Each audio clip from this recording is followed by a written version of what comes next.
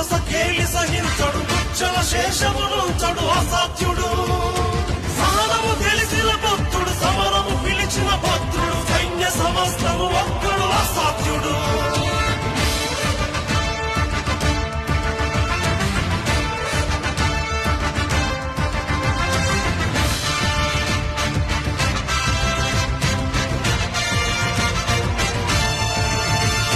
సమయము స్థలమిక చూడడు కథనము అతనికి చెడుకుడు శత్రు శిరస్సుల రదనడు అసాధ్యుడు